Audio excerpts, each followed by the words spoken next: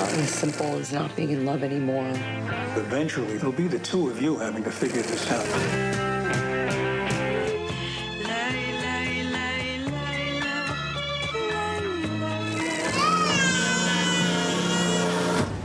Ils ont confiance. Ils savent. Hello, and thanks for joining us for our weekly film show with our critic, Lisa Nesselson. Hello, Lisa. Hello. Now, we're starting with Noah Baumbach's Marriage Story, which is being released on Netflix this week. It stars Scarlett Johansson and Adam Driver, and it's being held up as one of the best films of the year, telling us all we need to know about divorce. Does it live up to the hype? Well, until this film, if you'd asked me to sum up Baumbach's movies in one word, I would have said annoying. Annoying characters, annoying situations, The Squid and the Whale, Greenberg, Francis Ha, no thanks. But his eighth film's the charm.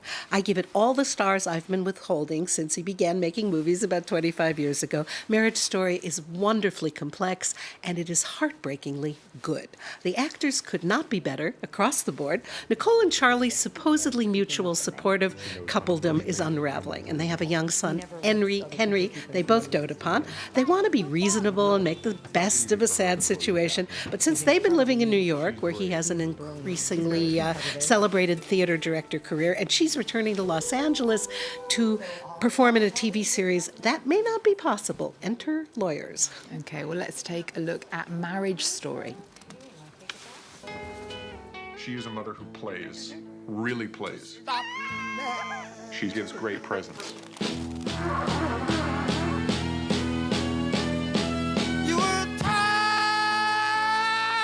She's competitive. What?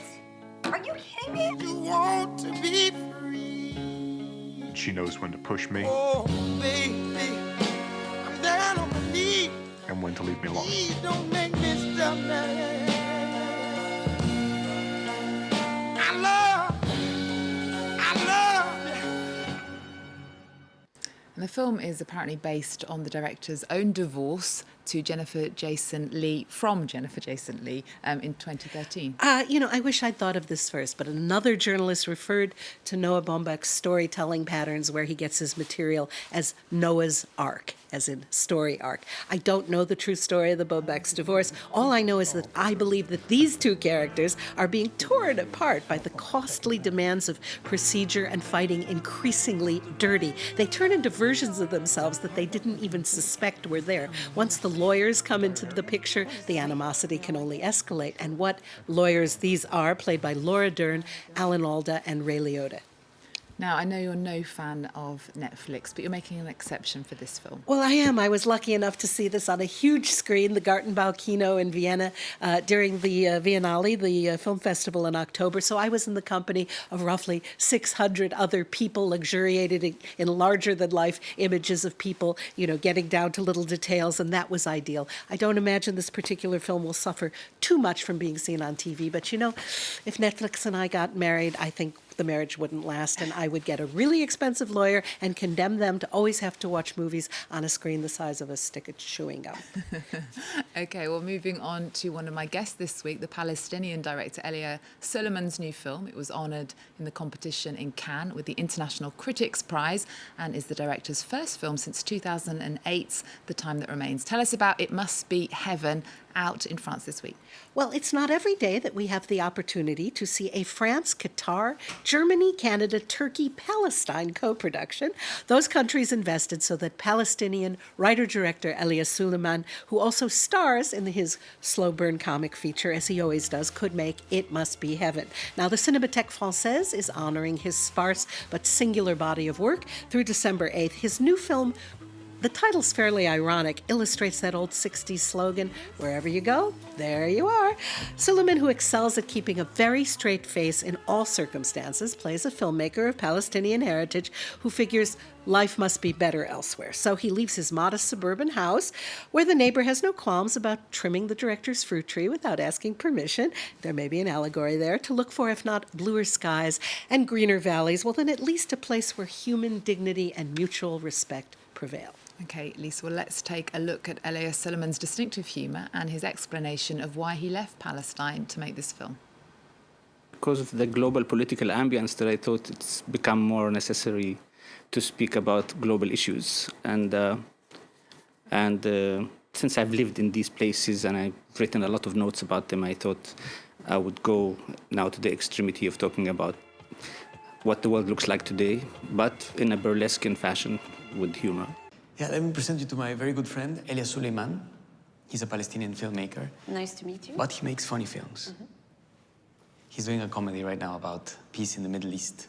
That's funny already. It's called Heaven Can Wait. Okay. Sweetie, we're sort of late, so do you mind if we go now? Yes. Good luck with your film. It was a pleasure to meet you. What makes the director's work so special, do you think? Well, certain essayists will be quick to point out that Suleiman has at least two layers of minority status, as an Arab on Israeli soil and as a Christian among Palestinians. Outsiders often make for interesting artists, especially if they bring us in. Suleiman's sensibility is Kafka meets Buster Keaton, tragic but droll. The admirable quirks of the administrative quirks of the Middle East say that Suleiman should actually be considered an Israeli citizen since he was born in Nazareth in 1960, and he's forged this gradual but solid path to being a master of his own brand of visual tableau with an undercurrent of the travails of the Palestinian people always. His punchlines require us to pay attention and to smile at the absurdity of life rather than to laugh at the kind of joke you can repeat to your friends. His talent is undeniable, as is his craft, and if Suleiman had made Joker, I'm guessing the main character would have spent most of his time looking for that perfect little staircase on which to do a nutty little dance, and of course, nobody would get hurt. Well, after my interview, I discovered that he actually doesn't want to be a citizen of anywhere. So you can find out more about Elia Suleiman and this film. You can watch it online, my interview with him that was earlier this week. Next, Chanson Douce, the French term for a lullaby, is a new French film based on a sordid true story that took place in New York between 2010 and 2012, transposed to Paris today. Tell us more.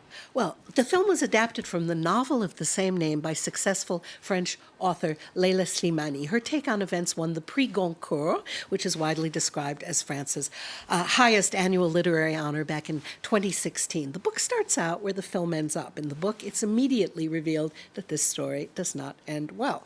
What director and co-adapter Lucie Borleteau has done is to take a flashback tale and tell it in chronological order. It's a legitimate choice, but not a terribly thrilling one. I have to say, I started the book, read the first page, and closed it again and never carried on. Tell us what it's about.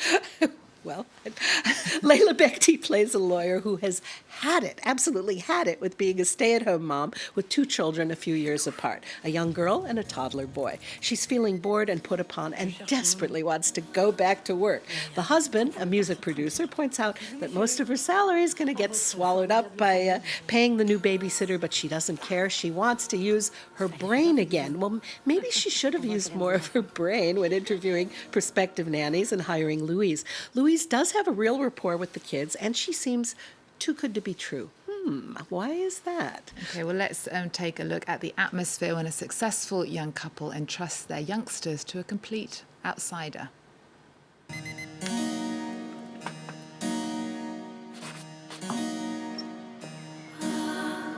Myriam, vous pouvez partir tranquille. Bisous, mes chéris. À votre formidable famille. Elle est super, votre nounou. On voit qu'elle aime vos enfants. Louise? Vous venez de plus en plus tôt. The main attraction here is Karen Viard as Louise, but she's so peculiar from the get-go. I felt like yelling at the screen, yo, trusting young couple, don't hire her. She's just way too creepy. There's a subtext here that's important about class difference. The young couple aren't ostentatiously well off, but, you know, they have what they need. Louise commutes to their apartment in the 11th arrondissement of Paris from a tiny, deteriorating studio in a distant, low-income suburb, and it's implied that her commute takes hours each day, something that movies can do well is to use startling visuals to show us what a character is seeing. And as her mental state deteriorates, it's increasingly memorable when she gets more and more unhinged. But the film itself is not. Okay. On a much happier note then, bespoke concert film Stop Making Sense is being re-released in France this week. Yay! The late Jonathan Demme, who went on to make Silence of the Lambs and Philadelphia, working closely with the new wave band Talking Heads, came up with a concert film that is simply irresistible. The title, Stop Making Sense, is taken from one of their now classic ditties, but approaching a live performance, actually 2 live performances knitted together, in this way makes more than perfect sense. It is exhilarating. I feel giddy just reminiscing about how I felt watching it back in 1984. The Talking Heads, of course, gave us the refrain Psycho Killer, qu'est-ce que c'est, which along with Voulez-vous coucher avec moi ce soir, thanks or no thanks to the Pointer Sisters, is all the French the vast majority of my fellow Americans are familiar with. When lead singer David Byrne and his bandmates' splendid blend of deadpan humor and excellent musicianship come together, this is a joy to watch. And I don't know how many girls grew up to be bass players because they saw Tina Weymouth playing bass. I never thought I'd grow up to be a bona fide talking head, which is the term for people with heads who talk on TV. But here we are. See this on the big screen if you can. Okay, Lisa, thank you very much for being our talking head today. We're going to leave you with Stop Making Sense. Remember our website, we're also on Twitter, Facebook and Instagram. There's more news coming up on France 24 after this.